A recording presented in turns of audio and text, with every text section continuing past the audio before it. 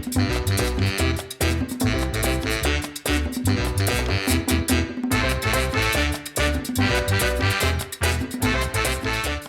morning, Matt. Morning, Natalie. How are you? Doing good. You? So we're so excited to have Matt Bradley, the Senior Vice President of EPM Product Management and Development from Oracle. Thank you for being here.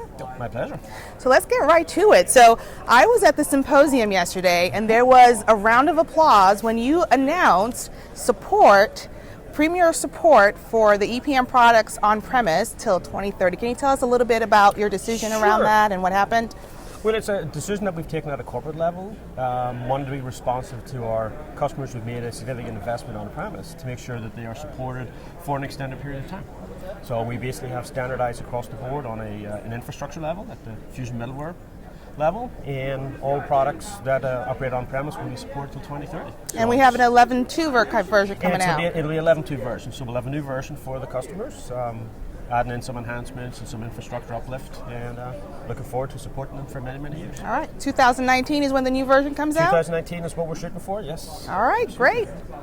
So last year you released FCCS, and so it was like a initial release, and some of the customers I know have told me that it doesn't have parity with HFM, and so that's some of their concerns. Can you tell us what's coming out with the product, what's coming out today, this week?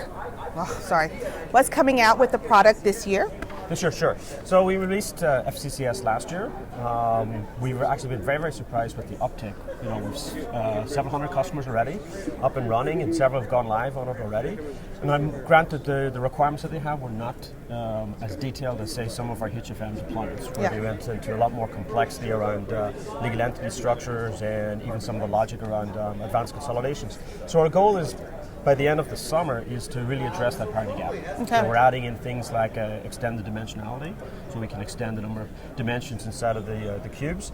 We're also adding in capabilities to enable ownership percentages and how we can control that. We're adding in elements for calculation extensions, so our customers can then extend for their specific use cases that our built-in capabilities don't address. So we're very excited and very bullish in terms of being able to address the needs of a HFM-like application. So I'm going to give you the hard question. When do you get parity between HFM and FCCS? We are at this point in time looking at the fall of this year. All right. That's kind of where we're aiming for, and it's a hard push that we're putting into, because if we don't get it there, if you sort of work back calendar-wise, it's very unusual to ask a customer to go live over year end. Yeah, that's right. So we want to give them a quarter's worth of parallel, and then a quarter to go live, and therefore if you look at a calendar, it has to be in place to enable customers to go parallel Q1 of next year and then go live Q2. So that's kind of what's driving us really hard to make sure we hit our dates. Okay. So FCCS was released last year.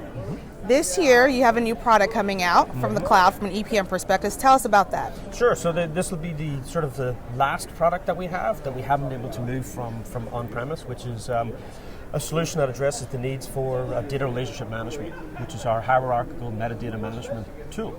So we've got a new version. It's called Enterprise Dimension Management. Hoping to ship that in December of this year. And it's an interesting take where we really want to help organizations manage, change to structures. So change to a chart of account, and how you can broadcast that to subscribing systems and make sure we capture all of those details, but enable customers to do it at a pace that makes sense for their business. So we're really excited about that. It's built from scratch on new technologies that we put in place to be consistent with the rest of the EPM cloud. And it looks really nice if you've seen the early demonstrations yesterday at the symposium. So we're looking really forward to it. And it'll integrate with Geo Fusion? Yes, so that's kind of the focus will be to our cloud properties. So we'll look at FCCS, PBCS, and GL. So for those organizations that have moved fairly aggressively to cloud, it'll be a real nice fit for them. And then we'll extend that further to include other cloud properties like HCM and into our CX properties, but also look at some of the on-prem as well. So being able to reach back into Hyperion planning. So if a client has a data warehouse, they could absolutely use Dimension Management Cloud? That is the general goal that we have. All right. Dealing with both pure cloud and hybrid-based deploys. So. Great. So some of my clients are a little bit apprehensive about moving to the cloud. So can you address their concerns around security and ROI? Sure, those are very, very common questions that we get. We'll start with security. Oracle has been in the security business for a long, long time. Yes, it That's has. kind of our first customers were government agencies where they were looking for a very, very secure database, so it's part of our DNA. All of our developers go through testing every year to make sure they're up to speed with the latest challenges that come in from a secure coding standpoint. So we do take it extremely seriously from a core development and then all the way up through the cloud operations themselves. Our data centers are managed by Oracle personnel. They're badged employees. We know them. We know where they live. We know everything about them. And it's something that we do take very, very seriously in terms of ensuring we've got a secure environment. We've got an environment that is secure from attacks. We've got an environment that will not have data leakages and various other concerns that customers have. So the privacy of the information is paramount. And we do our best to make sure we keep that secure as we can. So I think customers should be comfortable that Oracle's looking after their data and looking after their applications in the cloud. The ROI question is an interesting one as well because there are a lot of factors involved.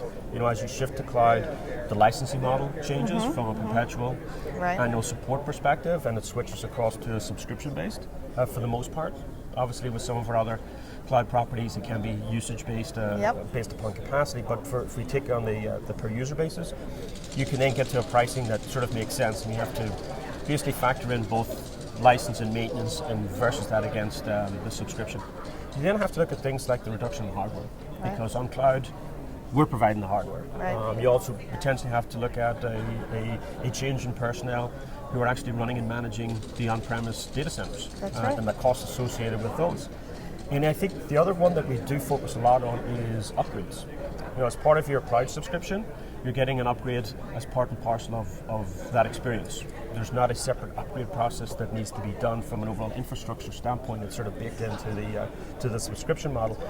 And for a lot of customers, that tends to be a large expense when you go through a hardware refresh plus functional upgrades that occur every 3 years, 4 years? So we encourage customers to look at a 10-year perspective, look at over several years, and there is definitely a payback there when you add up all of the costs you remove as opposed to those costs you're picking up through the subscription. Okay, great. So the last Solutions Conference was in Orlando at the Swan and Dolphin, and we just announced at our general session that next year's Kscope conference, Kscope 18, is going to be in Orlando. So Matt, where are you going next year? Going to Orlando. All right. It's good to be back. Kscope reminds us a lot of what Solutions was like, which is part of the reason why it's our favorite conference to go to from an EPM perspective, because we're able to interact with the customers, we get down to the nitty-gritty detail, and we're dealing with a passionate user base, and hopefully that's reflected by the support that we give them both here at the conference and throughout the year. All right. Well, thank you very much, Matt. Thank you. Appreciate it.